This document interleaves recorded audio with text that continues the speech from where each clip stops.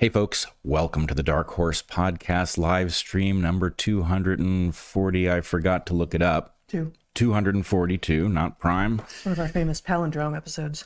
Oh, one of our famous palindrome episodes. Excellent. Mm-hmm. We are running an experiment streaming on X, I hope, for the first time. You hope it's for the first time? No. Well, I actually think we may have failed to do that in a prior episode, but I believe it is working this time. We will get quick word if it is not, and we will shut that down, and then you can go on over to Rumble. But we really want you to be on Locals with where the watch party. The watch party is, and that's where the rubber meets the road. That's where you run into all sorts of like-minded people and have excellent conversations with them. And I don't. So in that analogy, our audience are the cars. Wow, what did I say? Yes, I'm just trying to figure out how that's where the rubber hits the road. Oh, rubber meets the road. Fits here. Yeah. Yes, I had not gotten that far, but yes, you will become a car upon going over there. And then upon leaving, you will be converted back into the Homo sapiens that you probably go through life as. I hope so. Yep. I mean, we probably have. We've heard that we have some dogs in our audience, some fans. Yes, absolutely. And we certainly did have some interested pets when our pets were more frequently on air. You know, back in the early days, there was a cartoon that said, on the internet, nobody can be sure you're a dog without a randomized controlled trial. Yeah, that is exactly what the New Yorker cartoon was. Yes, that's... Yeah. No one knew what it meant at that point, but now we do. Yeah. So today, we're going to talk about last night's presidential debate, why you should believe people when they tell you who they are, and bats. Oh, hell yeah. I didn't know the bats were coming, but it's always a good day. It's always a good day when you talk about bats. Bats. There was a time there, and I'll revisit this when we get to the bats segment. All right. There was a time when it was hard to engage you in conversation in which bats did not come up. I was very fascinated with bats at the time and confronted with so many species of bats at once that there was always something to talk about. There's always a bat angle, as you never said. As I never once said. Never once said. Yep. So thank you to everyone for being here. Again, join us on Locals. We're streaming to Rumble and to X now. And of course, you can find us anywhere else that you would normally find podcasts. And as always, we're going to start top of the hour with our 3 ads from sponsors that we truly believe in. You can know that we are reading sponsored content. You've got that green perimeter around the screen if you're watching. And if there is no green perimeter, we are not being paid for what we say. That said, we pick our sponsors carefully. Here we go. Our first sponsor this week is CB Distillery. CB Distillery makes cannabinoid products that are safe, clean, and effective. Made from non-GMO, United States grown hemp, then carefully distilled. CB Distillery's products have no artificial colors or flavors, preservatives, corn syrup, or artificial sweeteners. Rigorously tested and quality assured, one of their products could be just what you're looking for. If your medicine cabinet is full of stuff that doesn't work, if you're not sleeping well, you have pain, you feel under stress, you can't change your behavior or circumstances to alleviate one or more of these problems, you might well find a solution in the products from CB Distillery. CB Distillery has oils, capsules, gummies, and topicals. They've got full-spectrum Om gummies designed to help you unwind, oil tincture for relief and relaxation, and gummies to help ease you into deep sleep. They named it. I'm just reporting on what they named it. You're reporting, yeah. And among their topical products is their Ooh line in both balm and stick form to help with local pain relief. With effects ranging from relief to recovery to focused work, CB Distillery is very likely to have a product that you will find useful. I like their Om tincture myself. Most of their products are available as either gummies or oil tinctures, so you can choose your preferred form, and they're fully transparent about what's in all of their products. In surveys of their customers, CB Distillery found that 81% of respondents experienced greater calm with their products, 80% said their pain was reduced after physical activity, and 90% said they slept better. With over 2 million customers and a 100% money-back guarantee, CB Distillery is a source that you can trust. Dark Horse has a 20% discount to get you started. Visit CB Distillery, that's CB Distillery, cbdistillery.com, and use code DARKHORSE for 20% off. Once more, that's cbdistillery.com. Use code DARKHORSE. You won't be sorry.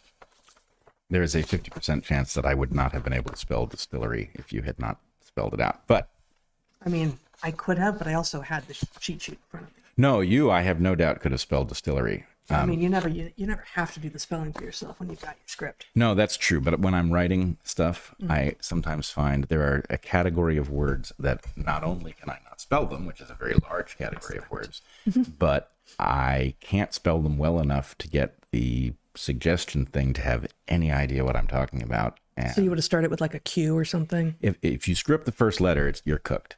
It never guesses right. Yes, but distillery? No, distillery, I would have gotten. I feel like you could have gotten the first letter. Yeah, no question.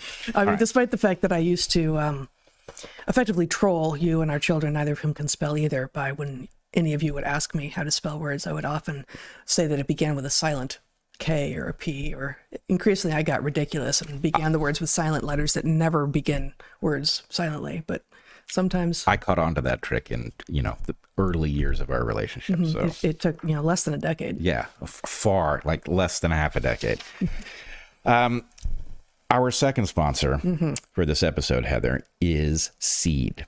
It is a probiotic that really works, but only if you take it, which I realize upon reading this, I forgot to do this morning. I knew I was forgetting something, but rescuing the Republic is, let's just say, chaotic work, and I dropped the ball. I will pick it up later. It's harder to rescue the Republic if you haven't rescued your gut. That's right. Exactly. So it was a foolish prioritization that resulted in me dropping that ball. But anyway, I will pick it up after the stream. If you've tried probiotics before and felt no benefit, try Seed. Learn to trust your gut. If it's telling you something is off, it probably is. Seed can help you get back on track. Almost no matter how careful you are with your body, making sure to move often, be outside, eat well, get good sleep, and drink pure water, there are many times when your digestive system will not be happy. Seed is an excellent prophylactic, a supplement to take in advance of such digestive unhappiness, which keeps everything running smoothly. Since before they became our sponsor, I have been taking Seed daily. That's me. You wrote this. I have been taking and then occasionally forgetting, which is not good. I don't recommend it. And it really does work. Seed supports the health of your gut microbiome, helping you to become healthier overall. One of the unique things about Seed is that it is double-hulled with its capsule-in-capsule design, engineered to maintain viability through your digestive tract until it reaches your colon, which is where you want it. The same design makes it resistant to oxygen, moisture, and heat, meaning that no refrigeration is necessary. Among other things, this means that you can travel with it. Make a habit of taking Seed to improve and maintain your gut health, and don't take a break when you travel, because that can be exactly the moment when you need your healthy gut microbiome the most. And Seed subscription service means you never need to run out. Great gut health means relief from digestive discomfort, bloating, and occasional constipation. Seed also supports the integrity of the intestinal barrier, promotes a healthy microbial environment in the gut, and helps you maintain clear, smooth, and healthy skin. Seed is a broad-spectrum probiotic and prebiotic formulated with 24 clinically or scientifically studied strains for benefits across the body. Seed is also free from 14 major classes of allergens, including but not limited to sugar, animal products, soy, gluten, peanut, glyphosate, dairy, shellfish, and corn. Seed Daily Symbiotic supports gut, skin, and heart health and micronutrient synthesis. People who use Seed often report improvements in their digestive function in 24 to 48 hours. Trust your gut with Seed's DSO1 Daily Symbiotic. Go to seed.com/darkhorse and use code 25darkhorse to get 25% off your first month. That's 25% off your first month of Seed's DSO1 Daily Symbiotic and seed.com at seed.com/darkhorse, code 25darkhorse. I'm going to call that read a B+. That That wasn't bad, man. wasn't too bad. Yeah. A few little errors. That was good. Our final sponsor this week is Timeline. Timeline makes MitoPure, which contains a powerful postbiotic that is hard to get from your diet. Actually, I brought some this time. They have pills, but they also have nice packaging. So many things have nice packaging now. This is packs of individual packs of the powder that you can add to like yogurt or a smoothie, and it comes nicely packaged. So this is Timeline's MitoPure. I'll leave it. I won't leave it. Which contains a powerful postbiotic that is hard to get from your diet alone, urolithin A. Found primarily in pomegranates, urolithin A has been the subject of hundreds of scientific or clinical studies, which suggest that it enhances mitochondrial function and cellular energy and improves muscle strength and endurance. But how does it work? Your mitochondria are the powerhouses of your cells, but like everything living, they can decay or get damaged. The older we get, the more likely we are to have damaged mitochondria accumulating in joints and other tissues. This is in part because mitophagy, the process by which damaged mitochondria are removed from cells, becomes less efficient the older we get. This age-related decline in mitophagy not only inhibits removal of damaged or excess mitochondria, but also impairs the creation of new mitochondria, which results in a decline in cell function. MitoPure from Timeline works by triggering mitophagy. To quote one recent research article, Singh et al., published in Cell Reports Medicine in 2022, quote, targeting mitophagy to activate the recycling of faulty mitochondria during aging is a strategy to mitigate muscle decline. We present results from a randomized placebo-controlled trial in middle-aged adults where we administer a postbiotic compound urolithin A, MitoPure, a known mitophagy activator, at 2 doses for 4 months. The data show significant improvements in muscle strength, about 12%, with intake of urolithin A. We observed clinically meaningful improvements with urolithin A on aerobic endurance and physical performance, but do not notice a significant improvement on peak power output. Take 2 soft gels of MitoPure a day for 2 months, or these powders that you can add to your yogurt or your smoothies, and you can see significant improvements in your muscle strength and endurance. MitoPure enhances your cells' ability to clean themselves up and regenerate new, healthy mitochondria in combination with regular physical activity. MitoPure can help you stay strong and healthy into old age. Timeline is offering 10% off your first order of MitoPure. Go to timeline.com/darkhorse and use code darkhorse to get 10% off your order. Order. Once more, that's Timeline, TIMELINE.com/darkhorse. I love the idea of primarily found in pomegranates. Yeah, it's pretty remarkable, actually. I when they first approached us about being a sponsor, I dug into the scientific literature a bit, and I found that their certainly their claims about what it is are 100% true, and their claims about what this extract concentrate will do for you appear to be true, although there's not a ton of research. But anecdotally, it seems to be a very promising product indeed. Awesome. Well, I'm in favor of anything that's primarily found in pomegranates. I love pomegranates. Even including, but not limited to, more pomegranate. Yeah, that is almost exclusively found in pomegranate. I will just, a note of intrigue. Okay. When I was a young pup doing my first research gig in Jamaica. Oh, but even before the era of bats. Well before. Lizards. Yeah, it was lizards. Yeah. They call a lot of things different stuff in Jamaica. Yeah. Right? Like they call avocados pears, and they call moths. They call moths bats, and bats rat bats. They call that one. Pomegranates pronganut, if I remember correctly. I think that's what you told me at the time anyway. Yes. Yeah. All right. Anyway, it is what it is. It be what it be. Well said. Shall we move on to should we start with the debate? I suppose. My goodness. All right. Yeah, my goodness. Yeah. So we're going to talk about what happened in the debate. I can't say I watched every minute of it. You and I were engaged in getting some stuff done, and so watched most of it, but we may have missed a piece here or there. But let's just start with some basics, some things that we can just simply agree on. One, I would say, told you October surprise season started early this year. This was an October surprise. Okay. And a pretty effective one, I will say. So you're going to get to what you think the nature of the surprise was. I think I know what you're going to say. Oh, absolutely. I mean, the surprise is just, wow, Kamala. Well done. She seems to be in there after all. I mean, yeah. Not just sentences, but full paragraphs. Yeah. Coherent thoughts. Cogent. Absolutely. Yep. So Kamala did very well, especially compared to expectations. We will come back to those. So that's the October surprise, that like it was surprising given that anytime she's apparently off script, she has a very hard time being coherent or serious. I don't think that's true. But that is certainly... that's the nature of the surprise. That's the nature of the surprise. Talking, like, you're the one who invoked the surprise. Right. No, that is... So is it or is it not? Was it or was it not surprising? Oh, it was very surprising. Okay. Very surprising. Unless you noticed one thing, which I will also come back to in the a later section here. But Kamala did very well, especially compared to expectations.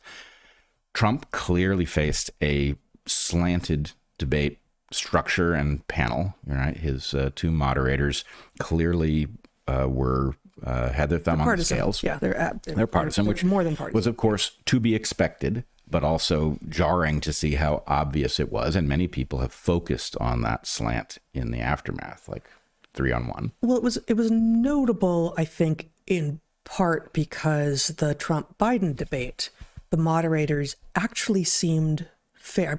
I actually don't remember the specifics, whether they're one or two, but the moderation of that debate actually seemed fair, and it was, to me, that was noticeable. Wow, I would have expected at this point that any moderation of a presidential debate in which Trump is one of the players is going to be slanted against him, and that one didn't seem to be so much, but this one was clear. Okay, but let's we're going to go down the rabbit hole here, so we might as well start at the top of the rabbit hole and peer down a little bit.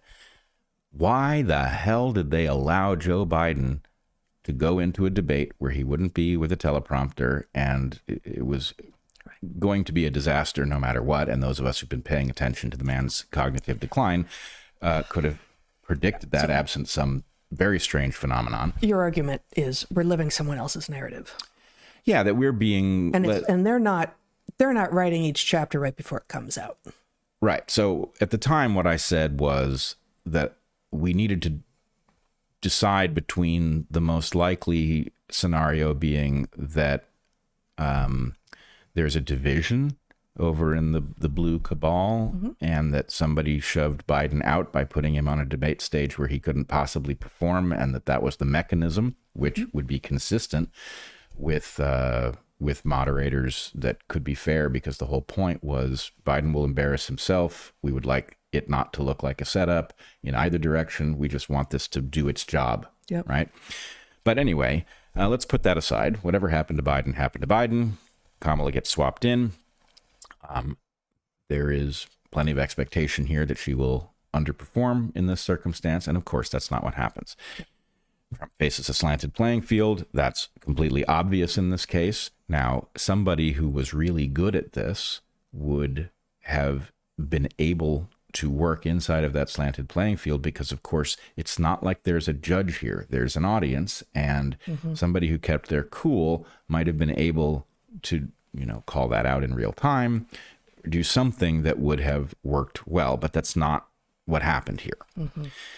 So that's my third point about things we should all be able to agree on. Trump got flustered, and I can't fault Trump for getting flustered. He's a human being, and this was not, discovering, even if it's anticipated, that you are in a debate where, everything about it is stacked against you. And I suspect he was advised to not lash out, to not do the thing that makes him look petty, and to specifically not go after Kamala. And I think that effectively, like, my sense is that Team Blue, knowing that would have been the advice he was getting, because knowing that that's one of his, you're not supposed to have multiple Achilles heels, more than two, but one of his Achilles heels is that he does go personal, he does go mean, that he would have been advised specifically not to do that. And so she could push him farther and farther and farther, where he, should have wanted to respond in a way that actually, he could have done it without being mean, but it could have been read as mean. And so he sort of was holding himself back while also getting flustered. Right. And, I can tell you, within the confines of where he was, he's not getting feedback from the world. Right. So, if he had a great model of how everybody sees things, and he's got to have a decent model at one level because he's very good at politics, but at another level, sometimes he just doesn't know when something he's doing is just not playing well. Yep. And, he wouldn't find that out until the end of the debate. So anyway, now, before we get to how I think this was accomplished, and I will call it how the magic trick was done, which I do think it was a magic trick.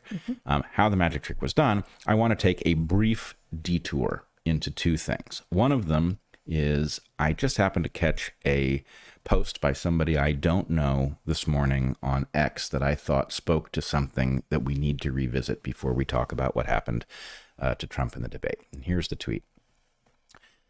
It says, it's a little small for me. I've accepted the necessity to vote for Trump to save America from Kamala Harris. With that being said, I wish more than anything that RFK Jr. would have been on that stage. Kennedy, 2028. Now, the reason this struck me is we've been talking throughout this entire election cycle about the various possibilities, which have been narrowed and narrowed and narrowed. One possibility was that Bobby Kennedy was going to somehow find himself as a serious candidate. He was ultimately driven out by blue team skullduggery. He was thrown off the ballot in New York. He was kept off the debate stage, which really makes it impossible to seem like a proper candidate. And so it became impossible for him to ascend to the office by any plausible mechanism. And so he embraced Trump, and we can talk about the details of that at some other point. But the basic idea is we've been arguing, or I've been arguing, I think you would agree, that the blue team fears Kennedy far more than it fears Trump. And there are reasons for that. One reason is that Kennedy's temperament is unflappable. Mm-hmm. And had he been the guy on the stage last night, this would have gone very differently for two reasons. One, he's encyclopedic in his knowledge. Right. He has not only a broad thinking, expansive brain, but also a memory for details. So he can trot out the stuff that needs to be trotted out. Right. Yeah. And he seems to do this without ego. Yeah. He's got one, but it does not drive him in his presentation. And so it's not like, oh, if only it had been Kennedy. Yeah, I have that feeling too, because what happened last night would not have happened and something very different would have happened, which is, of course, exactly why they targeted Kennedy with all of the lawfare and everything else used to keep him out of off the debate stage and drive him out of the race. But Kennedy does not have the secret sauce to get to the office. Yeah. I'm not saying it's impossible in 2028, but I'm saying Trump has something nobody else has. He actually beat the duopoly single-handedly and got to the White House because of his political insight. Well, and either being willing to be or knowing that he cannot surround himself by advisors that will constrain him into not being erratic.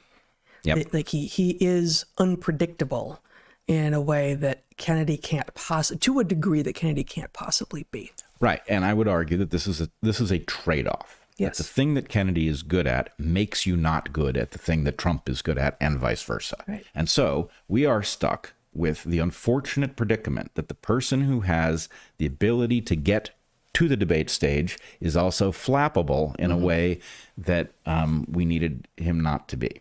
And so anyway, I thought that was an interesting thing. Just consider the alternative timeline that we would be on if somehow the universe had intervened and RFK had gotten to the debate stage. Even if there had been 3 people on the debate stage, it would have been a very different picture. Okay, the second little detour before we get to how the magic trick is done is something, oh goodness, I'm going to have to bring it up and read it. Something that my new friend Rob Schneider sent me that I thought encapsulated another important missed opportunity here. Do you want me to pull this up and have it on the screen? That'd be great if you could do it. It's an Instagram post. Okay. I can go onto Instagram without having Instagram? I don't know. Okay. That's a question for other people. Hold on, let me check it. Okay, so Instagram, and then can I just? I'm going to start reading, and you see if you can bring it up. I don't have an account. It's not going to let me. Actually, you know what? Account. Maybe the world will be a better place if you read it. I don't want to read off a phone. Like, what are we doing? This is ridiculous. Like, let me find it, or send the details to Jen and let her find it. But for fuck's sake, man. Rob Schneider, who is I am Rob Schneider on Instagram, says, Kamala Harris says we are not going back, and she, the Democrats, don't want to go back. But Americans want to go back, he says, emphasized. Americans want to go back to our country and our cities that are not being overrun with 20 million undocumented immigrants, flooding our country with fentanyl that kills 65,000 Americans each year. Our country wants to go back to where girls don't have to share the sports field and girls' locker room with narcissistic, failed male athletes. We want to go back to where 14-year-old children are not allowed to have their bodies surgically mutilated or take repurposed castration drugs falsely named puberty blockers. So I have his account now, but I don't know where that post is. I don't know if you want me to. Oh, yeah. Jen's got it. Oh, Jen's got it. Yeah. Can you make it bigger?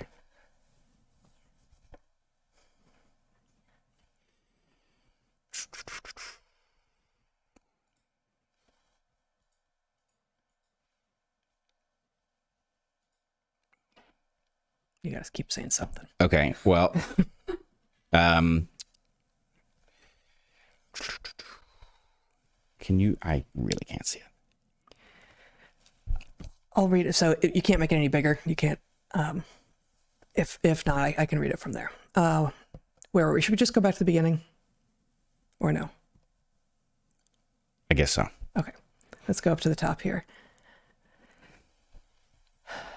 I am Rob Schneider at Instagram says, Kamala Harris says we're not going back, and she and the Democrats don't want to go back, but Americans want to go back. Americans want to go back to our country and our cities that are not being overrun with 20 million undocumented immigrants, flooding our country with fentanyl that kills 65,000 Americans each year. Our country wants to go back to where girls don't have to share the sports fields and girls' locker rooms with narcissistic, failed male athletes. We want to go back to where 14-year-old children are not allowed to have their bodies surgically mutilated or take repurposed castration drugs, falsely named puberty blockers, through this gender madness, to go back to a government that doesn't violate Americans' First Amendment rights to free speech like the Biden-Harris regime did, working with tech companies to censor and silence Americans, where federal workers and soldiers are not fired for refusing to take an experimental gene therapy.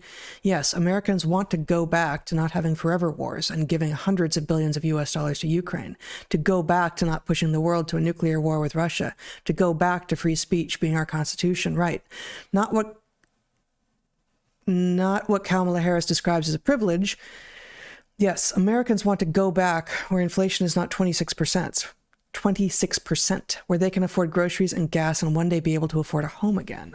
Americans want to go back to a government that doesn't tell them what kind of car they can drive or what kind of stove they can use. A country where their leaders don't call them deplorables or systemically racist because of the color of their skin. Yes, Kamala, Americans want to go back to a society that isn't another Marxist failure, to a country that they love more than the Democrats hate Donald J. Trump, to go back to a free America founded under God, indivisible, with liberty and justice for all. That's why I am voting for the ticket that has Donald J. Trump, J.D. Vance, Robert Kennedy, and Tulsi Gabbard on it. Let's go back to the greatest experiment in freedom the world has ever known, the United States of America. God bless America. Love, Rob Schneider. Excellent. Thank you for bailing me out on the read. So a great little screed. Yeah, it's a great little screed. And, you know, again, it's sort of a timeline that we're not on, where the point was, you know, we're not going back is a very powerful slogan until you actually think about it. And then the point is actually a tremendous amount has gone wrong. And back to where exactly? Because there's an awful lot that... Is there nothing that we have lived through that has been awesome? Really?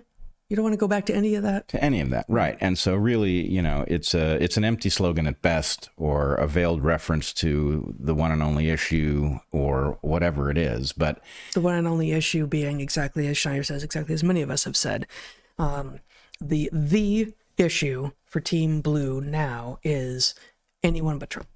Well, no, the one issue I think that drives so many on the blue team, you know, that's an actual, you know, I agree that Trump is the only argument that they use, but the reproductive rights argument is, I believe, the we're not going back reference in question.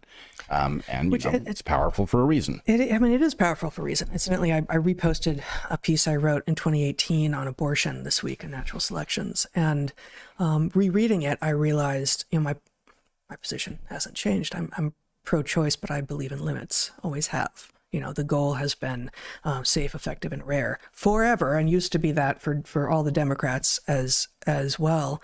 And I thought, having been sort of aware of and at the borders of the abortion debate for decades, that once Roe fell, which it seemed destined to do, it would be harder to make it central. I was wrong. Yeah. Well, back to the notion of magic tricks. Yeah. Because there are quite a number of them here. So my primary purpose here is to talk about how this magic trick was done. Now, I, of course, can't be certain that it was a magic trick. Maybe they just put Kamala on the stage after some good prep. Donald shows up and they had the debate they had, but I don't believe it for a second. So anyway, I could be wrong, but I don't believe it. I believe that this was carefully orchestrated, and I wanted to talk about some of the ingredients that would be necessary in order to make it happen. You look like you... Oh, my first thought, having a sense of where you're going, is that I have never, if the idea is she was capable of this all along, and the incompetence and incoherence has been an act, this is something that, that playing dumb is something that some women do. Some women are advised that it helps them. And there are very few things that I find more disgusting, honestly. Yeah. To play into someone's assessment of your weakness in order to get what you want. I find it maybe more reprehensible than just about any tactic that people use in trying to affect change. Yeah, I agree. It is detestable, and there are many versions of it. There's the little girl voice, and there's the pretending to be vulnerable, tipsy, whatever it is. So anyway, we'll come back to that. But I do think that there was a lot of prep here, and that prep wasn't just Kamala behind the scenes studying, things that she could say that would sound good if she happened to run into a prompt. Although there was clearly a lot of that, because she did not expand on any of her scripted points.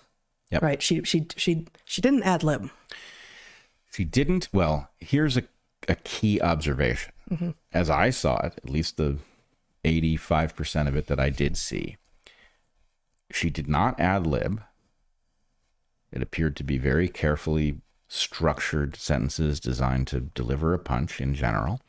And she did not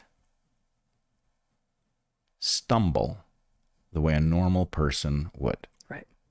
Which I think is very conspicuous. Yes, we all do this thing where we're saying a sentence and we know where we're going, but we realize grammatically we've gone down the wrong road, and so we go back to the last branching point and we go down somewhere else. Right. She didn't do that. She didn't do that. She was actually exceptionally good at avoiding it, which I think suggests one of the features of the magic trick here. So to start off with, let's just say, let us not fool ourselves about who we are dealing with. And I'm not talking about Kamala. I'm talking about the blue team. Okay. The blue team is clearly aligned with the intelligence apparatus. Those of us who believe in the deep state would say that the deep state is definitely aligned with the blue team at this point in history. These people engage, I don't want to say in regime change. I want to say they engage in regime choosing all over the world. Okay, that means that they will prop up and preserve a regime that they like, and they will take out a regime that they don't like, and they will take some regime that doesn't please them, and they will force it in a direction they do like. This is what they do. Now, you can tell yourself, and maybe you're right, that they wouldn't do it domestically.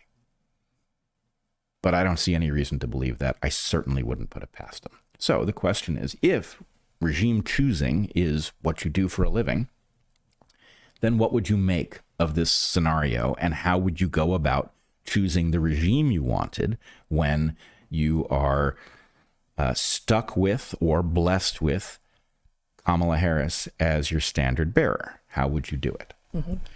And I want to make one correction. It's not really a correction, but I want to add one nuance. People will have heard me say various things that will sound like they're contradictory.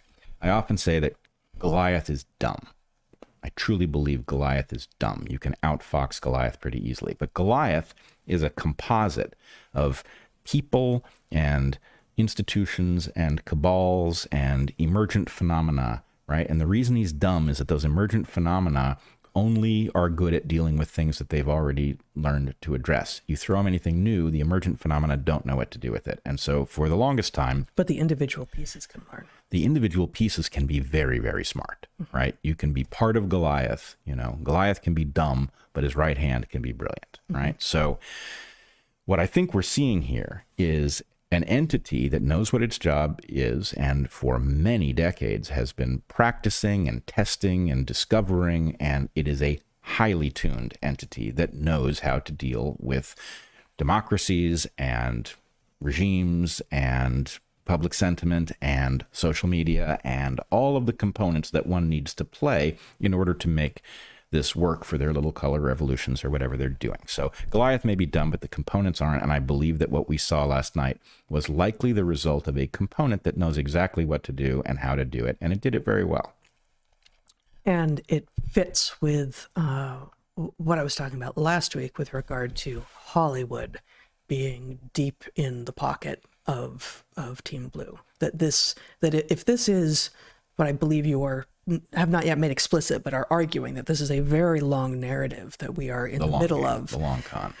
But that's fine. But I'm talking specifically about story, about narrative. That and the long con requires story. But I'm trying to focus on, bring to consciousness the idea of you are in the middle of a story, and you can no more make sense of all of the pieces of a story if you assess it right now, instantaneously, than you can any story that you enter into and can immediately know all of what has happened before or all of what is going to happen. If you recognize, though, that you may be in the middle of a narrative that is crafted exactly the way that Hollywood does often so brilliantly, then you can begin to make some better sense of what it is that is happening. Yep. In fact, oddball example that just showed up on my radar in the last couple days, John Stossel put out a piece in which he confronted the debate between those who say the solution to gun violence is, the solution to bad guys with guns is good guys with guns. And those who say, you know what, good guys with guns almost never succeed in averting violence. So that's a fantasy, right? Now, I'd always taken that at face value. What John Stossel reveals is that, in fact, both Hollywood and I believe the FBI seem biased into creating a narrative in which good guys with guns are not successful at averting violence almost ever, and that in fact they are frequently. It just doesn't get recorded that way, and it doesn't get presented that way in Hollywood narratives. In other words, Hollywood is now presenting a story, deliberately it looks like, that these things are purely weapons of random violence or targeted violence and never of defense. And the FBI is playing a game where it records incidents in which people have been killed in these, violent confrontations. And it does not record incidents even where it is known that some good guy with a gun prevented it from happening. So is that, I don't know the data you're talking about, but is that a matter of when no one dies, it doesn't get recorded in homicide statistics, or when someone dies, but it was a result of good Samaritan, an armed good Samaritan bystander taking out the villain, that it doesn't get recorded that way? I believe it is both, actually. Okay. And it's sort of like a reminiscent of COVID era stuff where, look, if you were going to die, you were going to die of COVID. And there's no level of you died with the needle in your arm from their frickin' mRNA shots that would cause it to be recorded as the shot did it. So anyway, it's that kind of bias. I would recommend people look at the John Stossel thing. I will provide a link to it. It's very interesting. It changed my opinion of this, because what I've been saying forever is we pay a very high price for permissive gun laws in the U.S., and that is incredibly unfortunate, but it is necessary as a hedge against tyranny. What I learned as a result of this John Stossel report is we don't know whether we are paying a net cost. I mean, it's certainly true that we don't talk about the other contributors like SSRIs, which appear to be very frequently involved in mass shooter incidents, which are the thing that looms so large in people's minds. But in any case, this is a case where the narrative that I thought was a factual report turns out to have been a matter of story construction. Well, certainly, as you know, it's worth. I believe that it's worth collecting such examples of the thing you were sure was true because it was said with such authority, and it seems so simple and so obvious, turns out not to be true. I think it would be useful to actually begin compiling a database of such examples. But I am also constitutionally opposed to, even when you tell me, oh, I saw this thing, and I'm like, I don't know yet. Right. I never accepted it from students. I'm not going to accept it from you. Like, Sure. I need to go and assess the thing directly. That's why I'm going to provide the John Stossel link, and you can chase it down from there. So Goliath may be dumb. His components may be very, very smart and very good at what they do. They also hold all the cards, right? You have one of these two factions in this election that has access to the entire security apparatus. It has lawfare on its side, and it has the entire mainstream media. So that is a ferocious arsenal of lopsided tools, and that allows for a slant, both the kind you can see, where the fact checkers kept fact checking Trump and not fact checking Kamala, but even the facts that they came up with were often suspect. So they fact checked Trump with opinions, and they didn't fact check Kamala when what she was saying was outright untrue. Right. And so it was stagecraft at some level. Mm-hmm. Still, sure, somebody who was more unflappable might have turned it to their advantage. But the point is, on average, who would you expect to win in such a lopsided venue? You would expect the person in the direction of whom it is slanted. Right. Okay. So I take a lot of crap for this position, but I'm very certain of it. Traps abound. This thing that we're up against it is playing a very sophisticated game. And it has learned the lesson that what happens out in social media space and podcast space and all of that is very important, right? It learned the lesson of COVID, where it didn't think it was important, and then it turned out that what we did out here in pirate radio effectively was able to upend their garbage narrative and wake people up. And even in the last few days, we've seen acknowledgement that it is virtually certain that the virus emerged from the Wuhan Institute. It's no secret that people are widely injured by these vaccines. We can debate about how much. But, I mean, in the debate, Harris claimed that Trump being in bed with China kept the world from recognizing the origins. Like, that was quite a moment. Oh, and there were several of those where it was like, what planet are we on? Yeah. You're claiming that you're on the right side of that issue? Yeah. But okay, so traps abound. And what are traps in this case? The internet has its own meaning of traps, but I'm going to talk about traps in the... Venus flytraps? No. I think traps in the standard internet understanding of the concept are... I know what...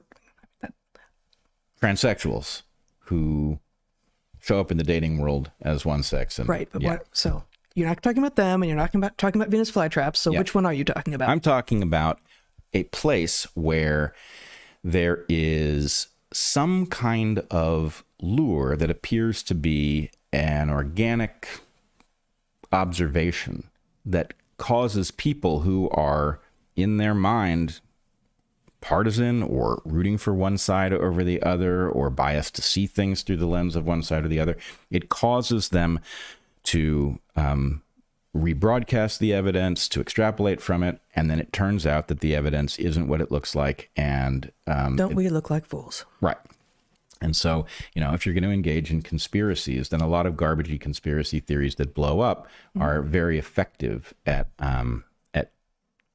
causing those who aren't inclined to look at conspiracies to take the conspiracy theorists seriously, or Well, with the starting rubric, which I think is right, which you have introduced, I wouldn't put it past them. yeah. You hear these things, they're plausible. Like, oh my God, yeah, they totally could have done that. And if it turns out that they didn't, which they won't have some percentage of the time, especially if they are creating false narratives in order to trap you, you look more and more foolish, and people are less and less likely to listen. Yep. So you can imagine that they would set those as a matter of course, especially if they were in an election that is certain to be close and on which they believe everything rides. So they're going to use their toolkit to greatest effect. And I just want to point out a couple of things that I think were pretty clearly traps that were set, so people can start getting the idea of what it is that they should be on the lookout for. The first one is the Biden is on his deathbed or already gone. That's why we haven't seen him hoax. Okay. Turned out he was going to deliver a speech in the Oval Office. And, in comparison to a guy on his deathbed, he looked great. That was as hale as he gets in 2024. As hale as he gets in 2024. He stumbled his way through the teleprompter, C-, but God damn it, he was not a guy on the way out, right? So that, I think, was pretty clearly a trap, and it got lots of people to jump on it. There was a very good story about him having been rushed out of Las Vegas and, diverted airplanes and things like this.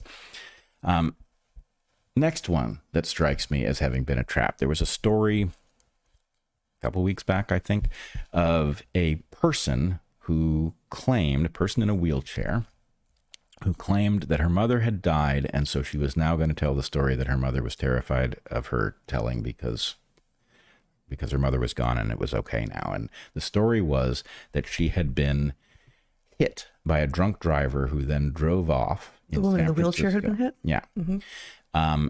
And so drunk driver hits this woman, cripples her, and drives off. And then while she's in the hospital the next day or something like that, two men come to the hospital, and she says, "Hey, Mom, who are those two men?" And the mother says, "The person who hit you was a very important person. It was Kamala Harris, and it's very important that we not speak of this event." And that struck me as kind of preposterous, because to the extent that they didn't know who had hit them, which in the story it did not sound like they had known who had hit them and nearly hit the mother. They were walking together. Why on earth, if somebody was going to strong arm the victim, would they tell the victim who the driver was? Preposterous. But in any case, many people looked at this, and given all of the rumors about Kamala having a drinking problem and San Francisco and this, that, and the other, lots of people jumped on the story. And of course, the website that the news report, and you could see the news report of the hit and run, the website had just been registered, and it was an obvious hoax. Okay. I'm glad I missed it. Yeah. I would say the question of the pets being eaten in Ohio, very believable. I saw some body cam footage from an officer that certainly seemed to suggest it, but there's now doubt that that's a real story. I don't know if it's a real story, but it has the kind of sound of something that's irresistible. The internet will go crazy. Lots of AI memes with, Trump collecting cats and ducks and protecting them, and it's crazy. But anyway, maybe that one's a hoax. But I also think if you think back to the Harris Waltz interview, the one and only interview, there was lots of discussion of that interview, but it left me scratching my head, because the idea was, oh my God, she hasn't done any interviews, and now she's going to do one, and she has to take Waltz to bail her out if she can't figure out what to say, and this is totally embarrassing, and the interview's 45 minutes and they're only going to show us 18 minutes of it so that, they're going to do their best with the editing. And then, okay, all of that I get. But then you look at the interview and the stagecraft is terrible. She's seated lower, Waltz is seated higher. It looks crazy. But everybody was like, oh, that was such an embarrassing performance. And my thought was, I didn't hear that. I did not hear the cackling fool that we have been talking about. I heard somebody say nothing at all the way politicians say nothing at all, with a lot of verbiage, right? It wasn't impressive, right? But compared to what we had, she sounded like a politician, right? She sounded like an empty suit politician, right? And that should have alarmed people. But instead, they saw what they expected to see. And so I'm not sure that fits. That's not a trap in the same way. Well, I think it was it plays two roles here, but it's sort of a trap in the sense that people believed something about Kamala Harris that led them to see and thereby indict their own credibility by projecting onto the interview that happened something that didn't happen. It was an unremarkable interview. So that's like the ongoing, that's like evidence of the trap that has long since been laid, though. That's not a new trap if what you're saying is true. I didn't see the interview, so I don't know. Yeah. Well, okay, whatever. It's somewhere in that neighborhood. Maybe it wasn't a trap in and of itself, but it's sort of read that way to me. I'm curious about the last item on your list. You're not going to go there? The cat thing. Yeah, the cat thing question mark. The cat thing is the pets being eaten in Ohio by Haitian immigrants. Okay. Which I'm agnostic about. I think there's a terrible story to be told about the Biden administration importing immigrants into the interior and dumping them in places that have every right not to pay a disproportionate cost for illegal immigration. And it's all very hard to square with an administration that is actually in any way invested in the well-being of the republic. As an aside, and this really is definitely an aside, I don't know anything about that story other than what I heard referenced in the debate last night, what you're talking about now. And neither of us have been to Haiti or Hispaniola at all. You've spent time in Jamaica, and we've both spent time in the Bahamas, but haven't been to Haiti. So don't know. But I've spent a lot of time on the Caribbean coast of Central America, and we spent time in the actual Caribbean. And before the first time that we together went to Madagascar, one of the things that I learned in my research was that in some of the 17 distinct tribes in Madagascar, people eat cats. And I thought this was surprising and distasteful. I didn't like it. And indeed, there was one moment when we were in Madagascar that time, back in '93, I think, when we were walking down some dusty road in a village, some dirt road, and I saw a cat that I wanted to pet because that's what I do with cats that I see. And as I remember it, a woman ran out of a shack nearby holding a frying pan, offering to cook this cat for me. And I thought, oh my God, that's like, no, please don't. I don't want to eat the cat. I just want to pet the cat. It struck me as so extreme then, because I'd never heard of any other culture in which that was the case. And so this strikes me as extraordinarily surprising if true, with all the caveats about I don't know this story, never been to Haiti, don't know if Haiti or the island of Hispaniola is different from the rest of the Caribbean that way, but certainly have I never run into any culture in the Caribbean coast of Central America, or anywhere in Central America where people are interested in eating cats. Well, it's just my aside. I read the story in Madagascar differently than you do. I believe that woman would have cooked that cat for you if you had wanted it, but I don't think that's what she wanted. And no, I agree. I don't read that. That's exactly how I read it. I don't think cats are very good eating. Haiti is a desperate place. I don't know how much truth there is in any of this. But it was an interesting story. If it turns out that there's no merit to the story, then it clearly reads as a trap, an irresistible internet lure. But anyway, traps abound. I don't think we necessarily spot all of them, but if you were going to disrupt an enemy that was learning to think about your behind the scenes regime maintenance or regime disruption, you would figure out how to get them to trip over things like this. And so, I think the Biden death hoax is sort of the gold standard in the last several months, right? It really had people buzzing about what was coming, and there was a great reveal in the end that just made everybody who had spread it look ridiculous. Even though there was a legitimate question. Where's the president? We haven't seen him, right? We haven't seen him. The letter in which he agreed to step out of the race had obvious hallmarks of, it had been electrically signed. It had a, digital signature. It wasn't on his letterhead. There was lots of stuff that would cause you to think, oh my God, what's really going on here? And then, of course, he shows up. But okay, so if the debate last night was a trap, what was it made of? How was it done? How could you possibly get to a place where Kamala Harris, who we have all seen, or at least those of us who are paying attention to the flaws of Kamala Harris, have all seen endless video of her saying incoherent things, appearing to be tipsy, perhaps, not able to speak in a professional way, which always struck me as weird because this person was a prosecutor, right? It seems unlikely that somebody who's had that much education, and of course that sort of is trap-like too, because... Well, education is insufficient, but the particular job that she was doing requires public speaking and at least a modicum of eloquence.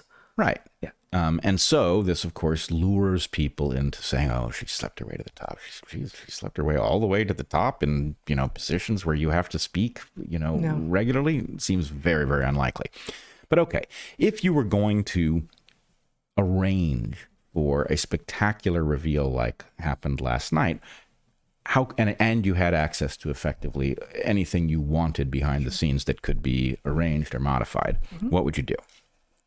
And so, one, we know that the moderators were heavily slanted. We saw it. You could effectively prove, based on just a tape of what happened last night, that the moderators were not neutral. So if the moderators are not neutral in the process of moderating, well, how neutral is the structure that put those moderators there?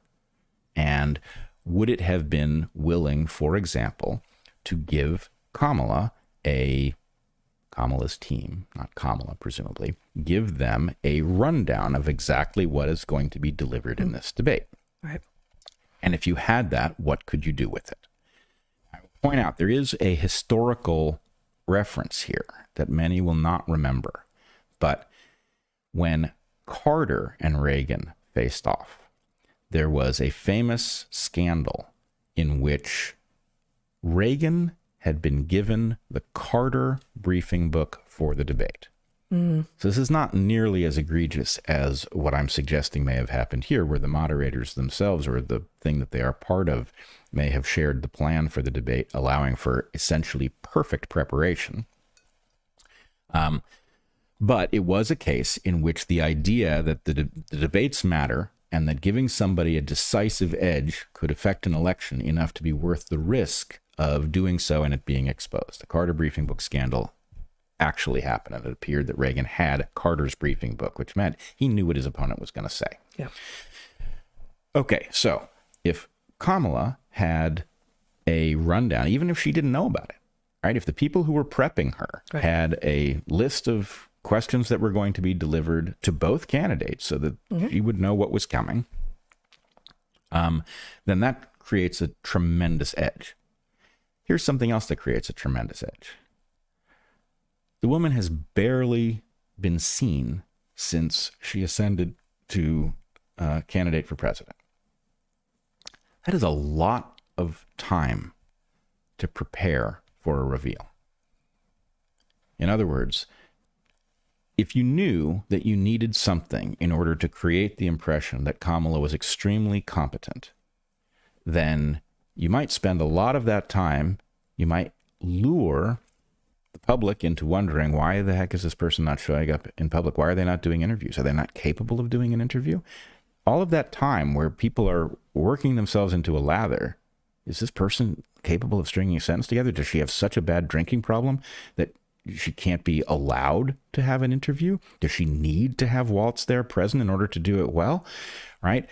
All of that frothing that happens over on the opposing team is prep time. As expectations are being lowered for Kamala, she's getting better and better at delivering to not only softball questions, but questions that she may have had access to. Well, so a prediction of that, which is different from she was actually this capable all along and was acting. A prediction of what you just said is that she will now disappear again because she's not, she can't be that prepared with that much preparatory time in advance for any further events. Nope. We will get to the predictions. That's a prediction, but I would go the other way, and I'll give my logic for it in a couple of minutes. I feel like you've proposed two different things, and one of them is the whole thing has been an act from the beginning, in which case now she can start showing up looking competent. But if you're relying on part of what was going on is that she had all this time to prepare for this, then that is inconsistent with, and now she's just going to be able to do that kind of performance from now on, even for events for which she did not have that preparatory time. Well, let's just say these are all hypotheses. I will try to make my prediction as precise as I can. What I'm trying to do is point out that you have proposed two different hypotheses that are competing with one another. And not really. I do believe that this is likely to have been a trick from the beginning. And that does predict what we will see. A trick is vague. Well, a trick meaning she was always competent and able to do the kind of thing that she did last night. That's where I differ with you. No, I'm trying to get from you what the hypothesis is. I am not proposing a hypothesis. I'm trying to understand. It sounds to me like you've got two different hypotheses, and I'm trying to understand what the hypothesis is. Okay. Because for me, I'm not going to just sort of smile and nod and go like, oh yeah, it's a prediction of a vague hypothesis that hasn't been specified. No, I'll spell it out. So right now, is it she was fully competent from the beginning, and the apparent, maybe she had bad days and maybe she does have a drinking problem and there were some really bad moments, but she was always capable? Or she's not that capable, but with a lot of time, they were able to make her, more than presentable last night, but that's not really her MO. Okay. This is a hypothesis. I believe she is competent. And has been. Yes. Yeah. Mm-hmm. I believe that what she showed last night was actually hyper competent. I don't think she will be that good in a non-scripted circumstance again, but I think she. But you don't think she'll be as bad as she's been? Nowhere near. Okay, so that's a detailed hypothesis that then predictions can follow from. I won't be surprised if they throw us a curveball or two somewhere, just to falsify a hypothesis like that. If they don't throw us an event or something that reminds people and they start, mocking her again. Mm-hmm. But my point would be her absence, the circumstantial evidence surrounding that absence, that she's not good in front of a microphone, that maybe there's a drinking problem that's really out of control or something like that. I'm not buying it. I think very likely she's competent, and that with, a competent person with full preparation of what's going to unfold in what appears to be an unscripted environment has a tremendous advantage. And one of the things that tips me off to the fact that something here is not right is I did some debate.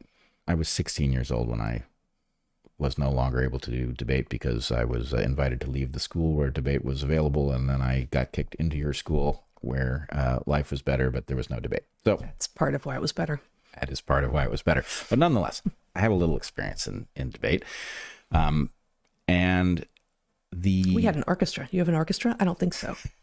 I don't have an orchestra, but the point is, you did a lot of debate and you were excellent at it. Well, you're underselling it, because I do think this is one of the things that I said to you last night. Like, I feel like you can speak to why it appeared, why she did brilliantly, even though a lot of what she said wasn't true. Right. So what does it mean to win a debate? So I want to make 2 points about debate in general. One, I was good at debate. I wasn't fantastic, but I was good, and I was good for what I think is a pretty good reason to be good. I was not good at the things that high school debaters, Oxford debaters are usually good at. Let me guess. It's going to be the details. It's going to be having all the... So in Oxford debate, high school students will spend, I guess it's a month or something of their summer researching the topic that they know is going to be the topic for next year and putting together large boxes of evidence cards to be broken out when your opponent delivers a... You know that those boxes contain the details that I'm talking about. Right. Yeah. Here's the thing. You didn't have boxes. I didn't have any boxes. I mean, this was... You didn't have a single card. It's such a ridiculous environment that, in fact, the excellent team, Calabasas, which was the excellent team... See, I played Calabasas in volleyball. I didn't do debate in volleyball. But they had this trick where they would show up to the debate with not just one of these Oxford boxes full of evidence, but a stack of them. Sure. And they only used better to one. intimidate you with. Right, exactly. It was a fake. But oh, really? They were fakes? yeah. You sure? Yeah. Oh, I'm pretty sure. I didn't know that was coming. Okay. Yeah, but anyway, the point is, it's a ridiculous environment, and to be excellent at it, who the fuck cares, right? That is not a skill I would aspire to. But what I was good at... Well, so there's the power. That's where the power is, though. I guess so, but I mean, what do you mean who the fuck cares? Clearly the people who are good at debate have succeeded massively. Look, the thing that's so troubling about debate is that it is a game. And Yep. so anyway, I'm not... And to your point, in that hallway where history might have pivoted, right? This is not a debate. It's a dialectic. Right. Right? Using debate to get to an answer is valuable. Debating to win is infuriating. But specifically, in a dialectic, you are trying to unearth what is true, and in a debate, you're trying to win. And it doesn't matter if you're right. It specifically does not matter if you're right, if you can win by whatever the rules of the debate are. And so winning a debate says nothing inherently about how close you are to the truth. Right. Now, the reason that I was very good but not great at debate was that I had a trick that others were not using. The trick was listening very carefully to what your opponent said and checking it logically and spotting the errors. And if you throw the errors at them in real time, because what they've done is they've prepared for a debate in which how many evidence cards you have is the decisive factor, most people fail. And so this meant, A, I was in a position to just simply throw them off their game in a couple different places. And it often went well for me because suddenly we're all in an environment where nobody knows what's going to be said next because it's not what you prepared for. And the other thing was, in the debate, there's a coin toss at the beginning. Well, there are levels, but anyway, you end up on affirmative or negative. Affirmative, you control the debate because you wrote the case and you start there and your opponent has to deal with it. When given the choice, which happens sometimes, I would often choose negative, right? I don't need to control the debate if what I'm going to do is throw you off your game. You don't want to control. You don't want to be first off. Right. Right. Exactly. What I want to do is watch you present your case and figure out what's wrong with it. And boom. So anyway, I was very good. I was not great because to be really great, you've got to be good at that other game. And I wasn't. And I wasn't going to learn it either. But the point is, what didn't make sense about what I saw Kamala doing was, except for the first answer, if I remember correctly, where she was all over the map and gobbledygook. All right, it was very rough. I don't remember. I thought it was a very rough answer, and it led me I may have missed. I was in the car for the first 20 minutes or so listening, but it was cutting in and out, so I may have missed this answer. It led me to believe that it was going to be the appalling showing that everyone was predicting. that everyone paying predicted. attention. Right. And then it immediately went into some different thing where she was not doing what a normal human being does in an unscripted circumstance that's contentious, which is stumble and backtrack and do the stuff of human discussion. This was just polished. And so anyway, I think that's a red flag. The lowering of the expectations with a long period of time where the opponents can just simply infer incorrectly from her lack of presence in public that it's just too embarrassing. And, it's a rerun of Biden. They can't let him out because if they let him out, his cognitive decline will show. If they let her out, her incapability will show. Okay, so the lowering of expectations and then the ability to exceed any expectations, I think, if you had prep, you could just do spectacularly well, better than a human can do because you're not stumbling, because you've practiced this stuff maybe for many, many weeks. That seems to fit very well, and it induces the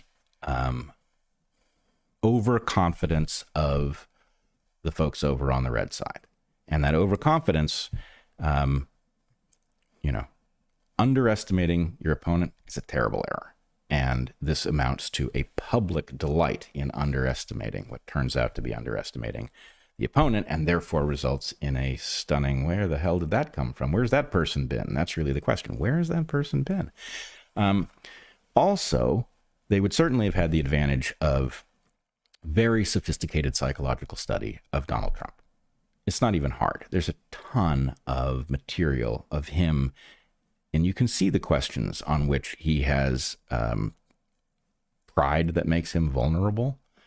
You can see the places where he is insecure and flappable. You could see all those things. And we're talking about the intelligence community being on the blue team somehow. Shouldn't be true, but it seems to be true. Yep. What could they do knowing Donald Trump? I mean, they've even worked with him. So knowing him as they do, with the huge amount of evidence that exists about what his psychological state is and where the nuances are that can be played, you could create in that preparation for the debate, you could create just zinger after zinger that would take a person who presumably knew going into that debate that he needed to be very careful and presidential, and it could just, it can happen to any of us. Right? Somebody gets under your skin, and it is very hard to maintain that kind of discipline. Mm-hmm. So that feels consistent with the overall hypothesis. Now, the final piece here before we get to the predictions is there's been a lot of discussion online this morning of the interesting earring that Kamala Harris appears to be wearing.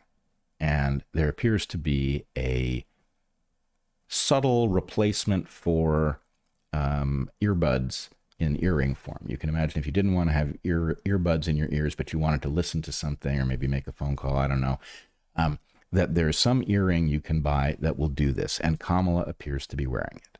Now, I think this is another trap. I do not believe that this was done with something like an earbud, nor do I think it could have been done. And I would challenge anybody who thinks it could have been done this way to manage as much composure as Kamala showed, and the ability to deliver not just a sentence at a time, but full paragraphs of text with somebody talking in your ear. Yeah, and I didn't hear weird lags at all. There weren't pauses in unusual places. Right. Yeah. This was not somebody who needed something talking in her ear. Mm-hmm. And so my guess for that was it was the earring or a facsimile of it used to cause everybody to go, I know how they did it. She had somebody talking in her ear, right? And I won't be surprised if there's some reveal that there's some other earring that this actually was that doesn't do that, or I don't know what it's going to be. But anyway, again, traps abound. That's the thing that I think people need to understand, is that we are now being targeted in order to make us jump at things that aren't real, and that it is important to resist that. It's important to think carefully about, stories like the hit and run. Does this story make any sense at all? Not to me. Okay, so the final point is the prediction, and we've already talked a little bit about it, but I would say the major prediction from this hypothesis is that going forward... State the hypothesis again. The hypothesis is that Kamala Harris was competent as a politician from the get-go, and that the appearance that she was being carefully kept out of public view, kept away from interviews, because there was something that desperately needed to be hidden, that she wasn't going to be able to deliver, is was cultivated to lower expectations and to cause all of the people who don't want to see her elected to fall into the trap of arguing that she was incompetent. That's the hypothesis. The predictions are that we will see her in public regularly going forward through the election and presumably beyond, that she will be competent, that she will not be as competent as she was in that debate unless it is a fully scripted environment, either staged or clearly scripted by virtue of teleprompter. But I would expect her to be good, but not that good, in interactions of the normal sort that you would expect her to be in. And well, that's really it. That's the prediction of the model. So I don't know if we'll see it, but I think it is certainly worth considering, given that the power structure has aligned with the blue team and therefore brings all of the tools to bear that they use around the world to destabilize, to buttress, and to manipulate regimes for their own purposes. Speaking of the power structure. Yes. This is totally related, but not exactly the same thing. I just want to show a few headlines, which I think for me fit into the umbrella heading of when people tell you who they are, you should believe them. So you can show my screen here, Jennifer, a few news briefing. Trump can't be trusted, says Dick Cheney as he backs Harris. The Bush-Cheney dynasty isn't backing Trump. There's a time that would have been unthinkable.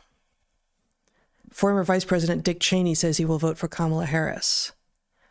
Republicans for Harris launch features key names, impressive numbers. And this, the headline on this MSNBC article, we've had USA Today and Washington Post and such. Given the state of the GOP, it's not easy for any Democratic candidate to pick up cross-party backing, but Kamala Harris is now backed by many Republicans. That subheading is actually an opinion and not a stated fact. Given the state of the GOP, it's not easy for any Democratic candidate to pick up cross-party backing.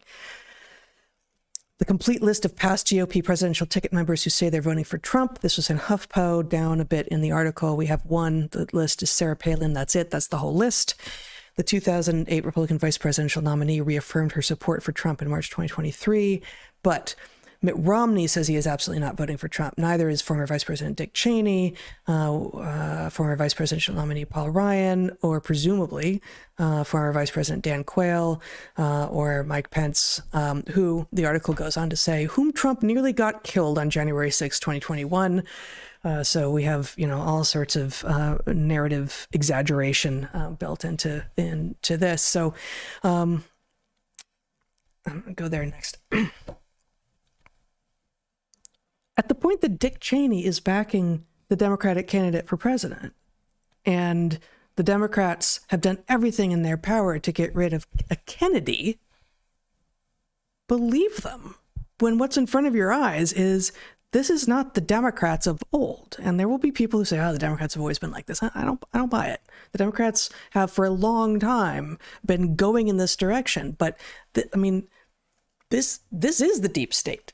It's freaking Dick Cheney. Yep. Like, I'm sorry, this isn't about, aren't we the Democrats now the big tent? Like, don't we just accept all comers?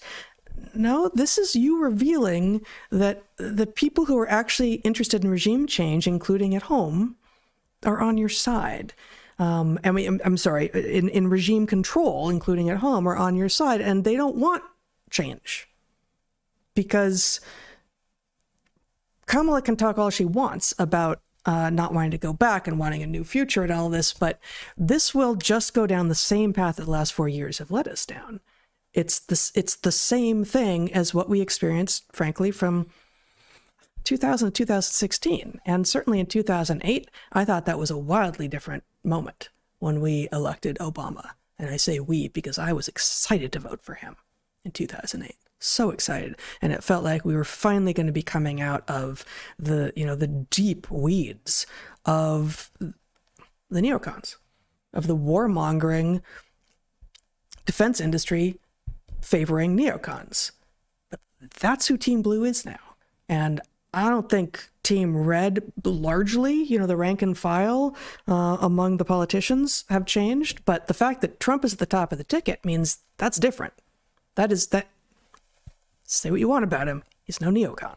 Yep. He's a totally different beast. And here we have all of the celebration about all of these Republicans from, what is it now, the good old days, who are supporting Harris. That tells us more about who is actually in charge if Harris wins than anything else. Yeah, it is nature's way of telling you what's happened to your party. Yeah. And the interesting thing is when you talk to people who are still enthusiastic about that party, about it, they, of course, read it exactly in the way that you would hope they wouldn't. Right. Which is, oh, my God, Trump is so frightening that even Dick Cheney has come on over to the blue team. It's like, no.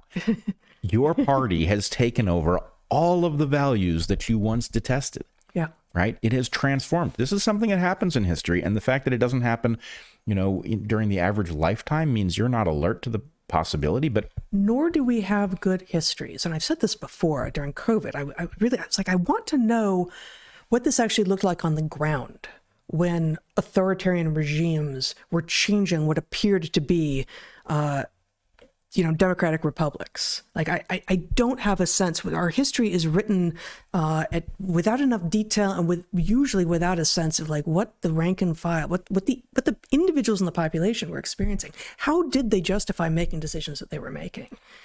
So yes, no, this doesn't look familiar to anyone because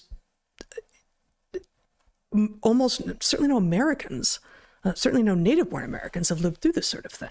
But there is a reason, and we talked about this during COVID a lot. There's a reason that many people who grew up behind the Iron Curtain or escaped other, failed states as they went, autocratic, authoritarian, technocratic, are seeing now the very same warning signs and worse that they saw in the places where they came from. Yeah, and this is the thing that is so hard to articulate to people who are not awake, is what you are looking at is something that is antagonistic to the Constitution and the free society that it creates. Mm-hmm. Because they're not going to lose their freedoms. Right? This is something that is now acting hostilely. Yep. And Dick Cheney and the other neocons coming over, that tells you something. Yep. The fact that your party is now the party of war, that it's the party of racism, that it has completely forgotten what environmentalism means, and it has embraced the notion that environmentalism is somehow synonymous with preventing climate change, which just happens to provide an excuse for a dozen different authoritarian measures. It provides an excuse for a Chinese-style social credit system in which your freedoms will be limited by a governmental structure that pretends to be concerned about climate. These people don't care about you. And, the blue team rank and file do not understand that they are being used as pawns. These people are mocking them, and it's exceedingly dangerous. One last screenshot in this realm. This is from someone I don't know, and so I'm mostly obscuring her name here. It's Twitter. Republicans for Harris has more than 25 GOP endorsements, including former Trump officials, GOP governors, and lawmakers. You know what you never hear about? Democrats for Trump. These Republican patriots made their choice, the future of our constitutional republic.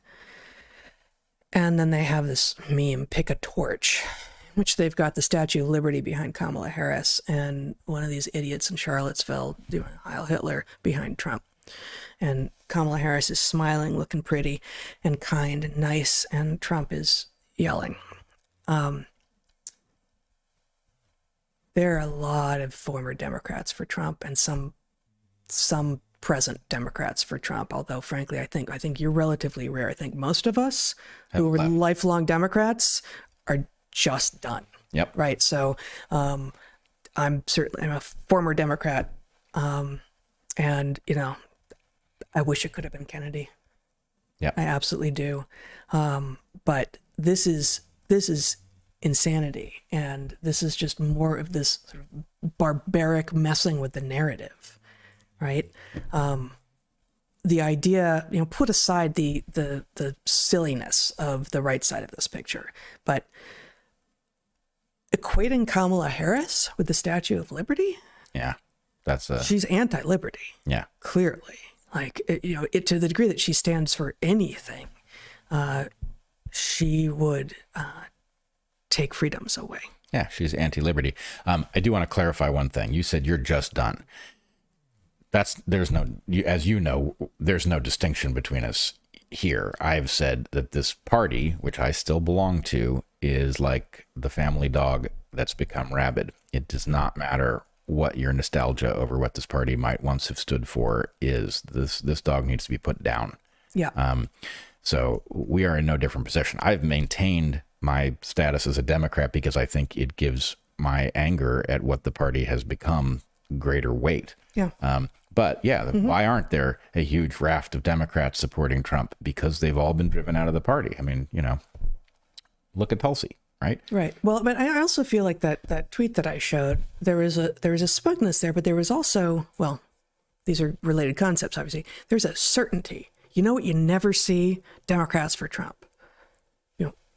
There are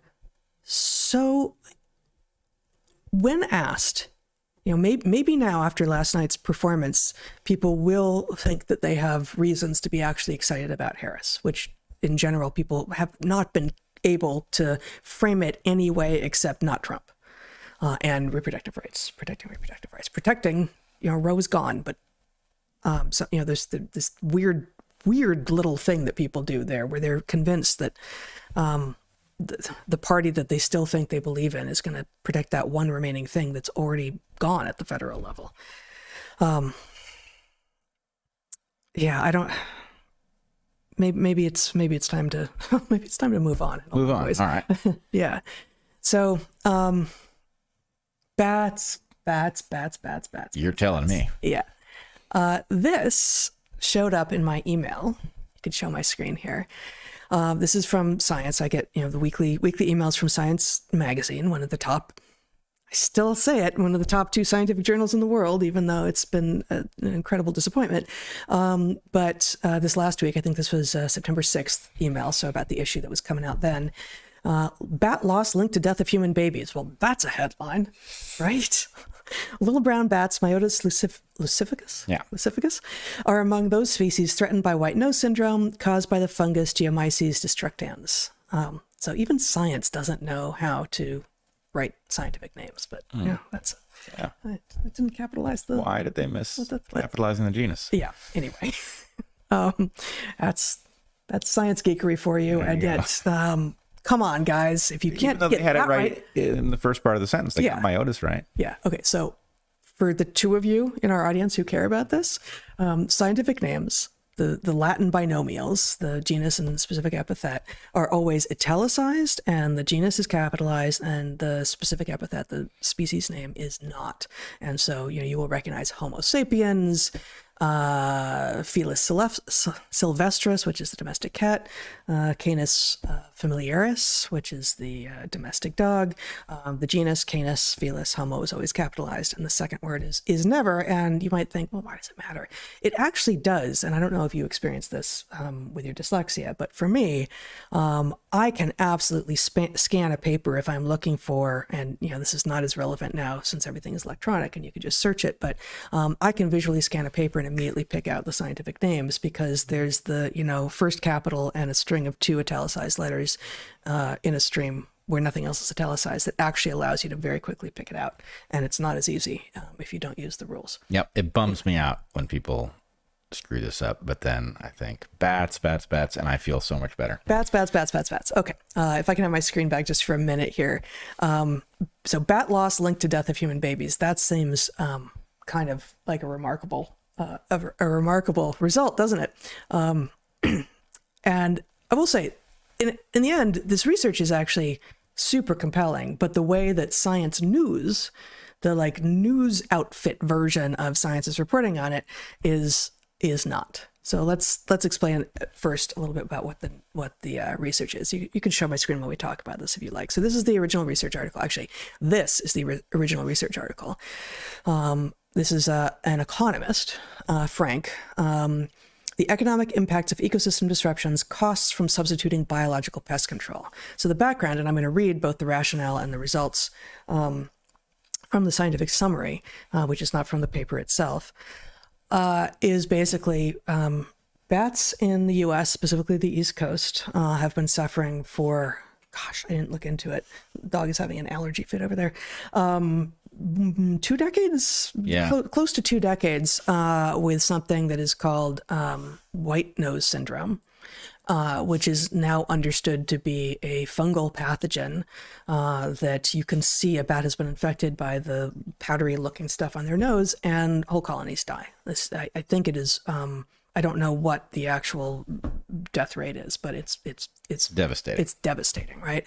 And so bats in the East Coast and white nose syndrome is moving west across the country. I don't think it's gotten to the U.S. yet, or at least it's not here much, but it's coming. I don't actually remember if it's crossed the Rockies yet. There may be a barrier there. You said it hadn't gotten to the U.S. yet. It's the West Coast. Yeah. But I don't know if it's crossed the Rockies. I don't know. I don't think so. But it's but in many places in the East Coast where you have a lot of myotis species, and you don't have a lot of species of bats in the temperate zone anywhere, but you have myotis species, including that one that was in the picture I was just showing, Myotis lucificus, which are just little brown bats. Yep. Little brown bats. They're insectivores. Couldn't find a more standard bat than Myotis lucificus. Totally a standard bat here in the far northern temperate zone, where all bats are from this one family, the Vespertilionidae, and they all eat insects that they catch on the wing using echolocation. Ecologically speaking, it's hard to be any other kind of bat here. Right. So we have big brown bats and little brown bats, and then there are a few other species this far north, but bat diversity is standard in the sense that it gets really high as you get towards the equator, and it gets really low as you get towards the Arctic. Yeah.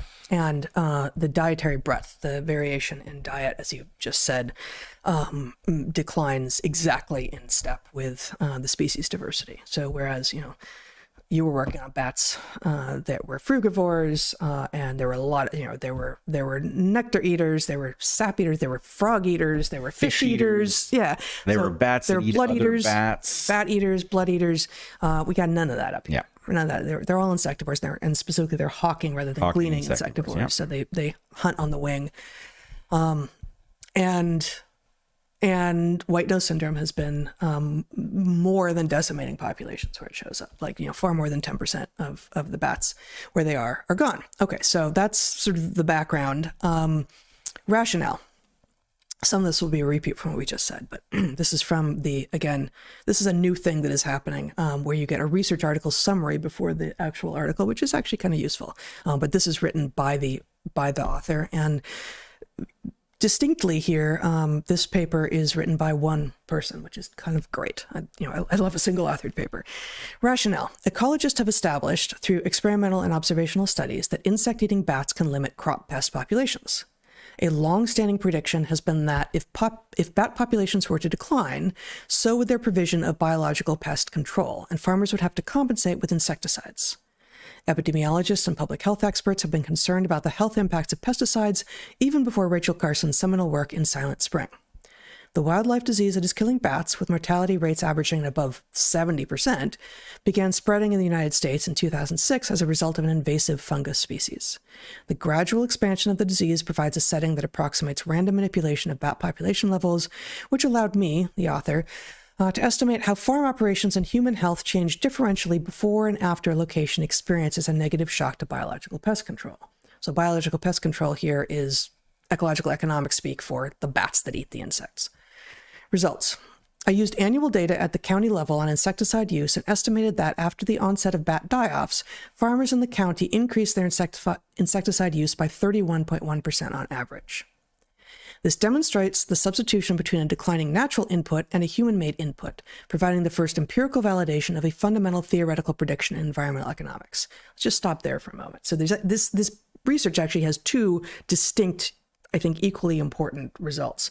The first is that he's actually found, and this is, he's reviewing the literature, he's not doing field work.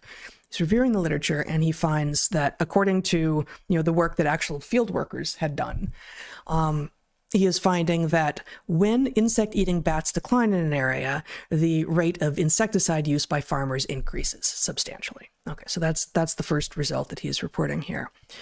I proceeded to document that infant mortality rates due to internal causes of death, i.e. not due to accidents or homicides, increased by 7.9% on average in the affected counties.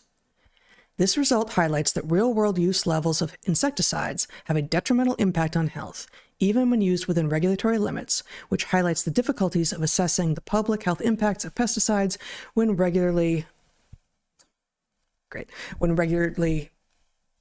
can't even figure out what that word is supposed to be. I don't know why that's hidden by some hovering computer thing. So when that's insane. Okay, I can't even infer it at the moment. Okay. Anyway, the second important result from this paper is that, okay, I've already established. The first result was I, the author, Frank, have established that when the natural biological pest control, the bats who eat the insects disappear due to a fungal pathogen, but it could have disappeared for any reason. When they disappear, farmers respond by increasing the use of insecticides. Okay, result one.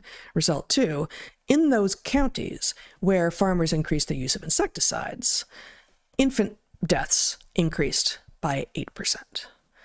And he also did a bunch of other work and found, there wasn't a concomitant increase in the use of, I think it was fungicides or herbicides. There was just an increase in insecticides after white nose syndrome came in and took out 70% of the bats. And following that, you have this increase in infant mortality, which explains this, this original, this headline, which seemed a little bit crazy on its own, right? Bat loss linked, if you could show this, bat loss linked to death of human babies. And that almost sounds like they're blaming the bats. It doesn't totally, but it's. I mean, it would be traditional to blame the bats. It would be, so that's what attracted my attention in the first place. I'm like, those are myotis. What are they blaming the bats for now, right?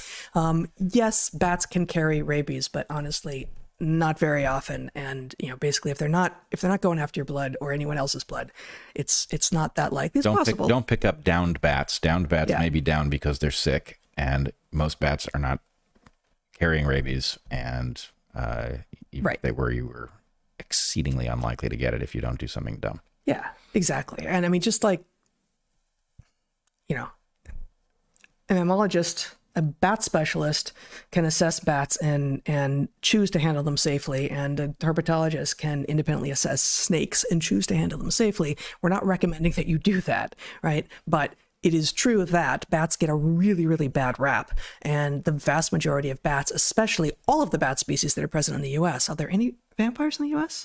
No. So all of the bat species in the U.S. are extremely unlikely to end up causing you harm.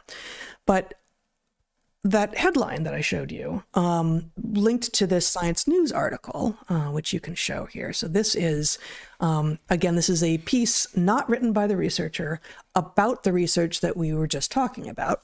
My jaw dropped. Bat loss linked to death of human infants. In places where bat populations crashed, farmers sprayed more insecticides and baby mortality spiked. So that is, in a nutshell, the research that was just, that we've just been talking about. But check out this paragraph.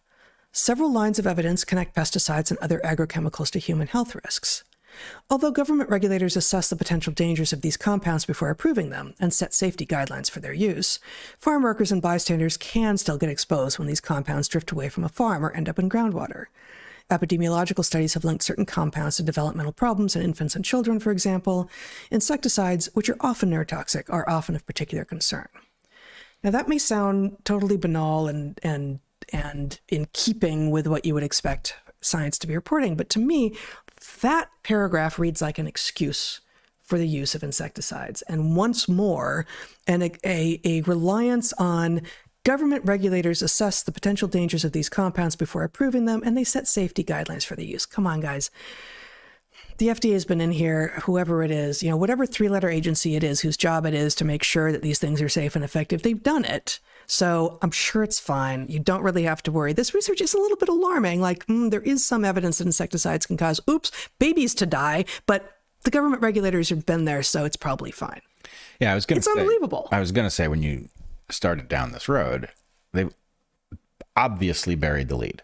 Yeah. Right? Yes, it is fascinating that the death of bats from white nose fungus is resulting in increases in pesticides that apparently are correlated with babies dying. But what that means is pesticides are correlated with babies dying, and the bats are playing a secondary role in reducing the amount of pesticide. But point one, prefer bats to insecticides, always. Right. Well, there's that, but there's also, in the spirit of Make America Healthy Again, we have a chronic health epidemic, right?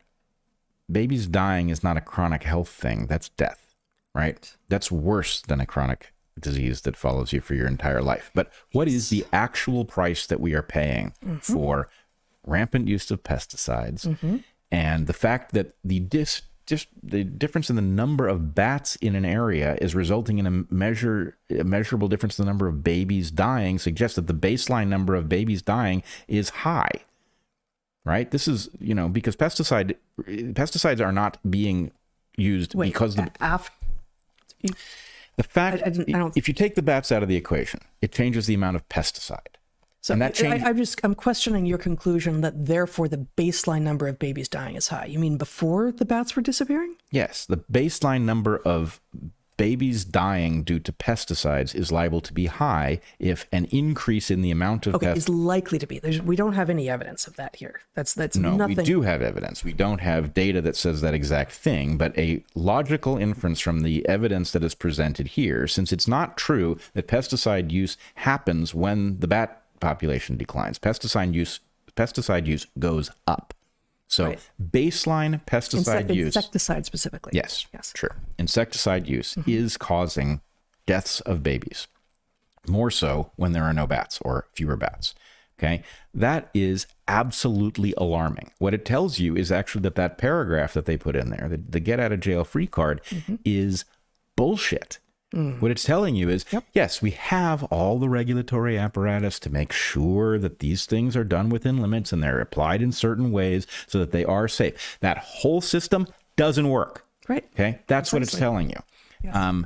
And, I love that bats are the hero of this story because that's very rarely true. Right. We bat specialists spend a lot of time moaning and groaning over the idiotic stuff that is said about bats with respect to disease because it's really an unfair rap. It's not that they never carry disease, but it's an unfair rap. And because people don't like the idea of bats, people have an aversion to them, which they shouldn't. I'll talk to you about that someday. But the fact that people have that response as they're creepy causes it to be a go-to storyline.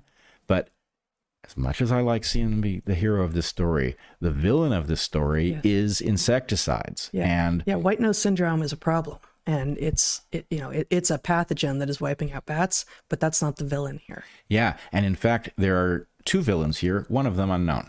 Okay, one of them is pesticides. The other is insecticides specifically. The other one is what the hell's going on with white nose syndrome? Well, precisely. Why are the bats vulnerable to this? Yes, and where did that come from? Why? I'm sorry. We shouldn't be expecting a whole raft of new diseases to have started affecting humans and non-human animals alike. Yeah. Occasionally, yes, there will be new things emerging from nature that were in some repository and we didn't have before, but the number of these things is unusual and suspect. Yes, not only that. So there is one way the story could be told, that the fungus that causes white nose syndrome existed somewhere and somebody transported it in a load of something or other across some boundary, and suddenly it's now up against animals that don't have resistance to it. That is indeed a plausible story at first. But now you have intense selection for those bats that are resistant to white nose syndrome. Yes. What the heck is going on? So is there a vulnerability that's being induced, right? That is something that may wear, well, even if the initial story is fungus shows up that the animals don't have resistance to, the question is, what's the vulnerability about?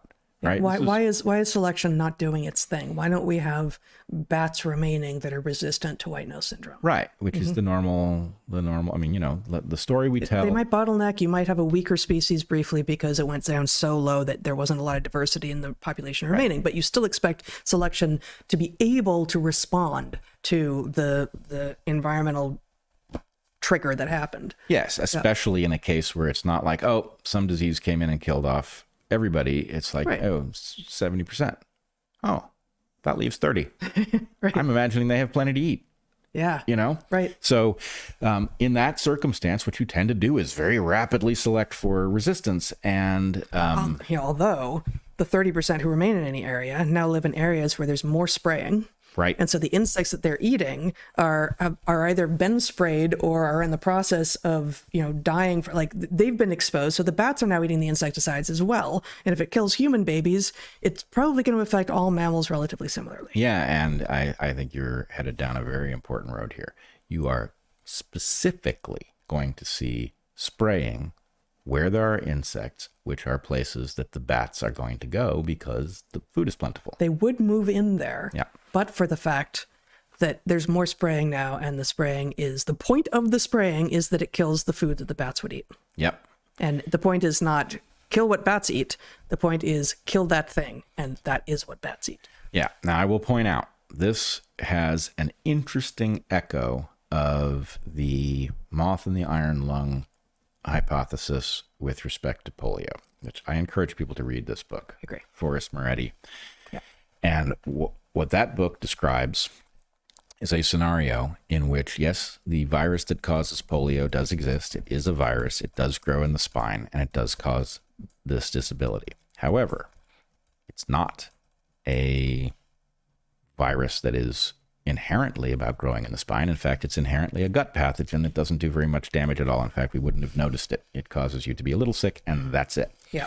But that heavy metals and pesticides caused this to escape the gut, and it can grow in neurological tissue. And in children, the neurological tissue in question, the front of the spinal cord, is laying right against the intestines of the child, which is why polio has the weird quirks that it has.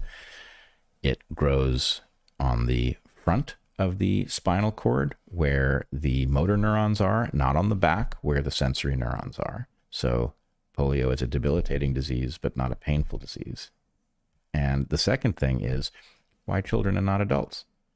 Well, in children, the gut is laying right on the spinal cord. As you develop, they move away. So the point is, yes, there's a virus. Yes, you can prevent it if you had a good vaccine.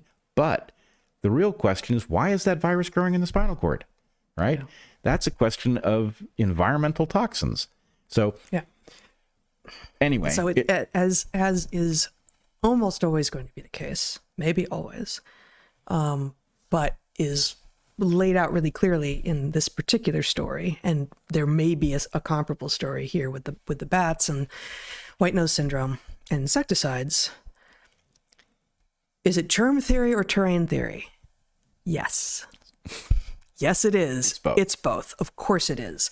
And there will be some things, I am pretty sure, that have been attributed to some vague, we haven't discovered it yet, pathogen that for which there is no pathogen.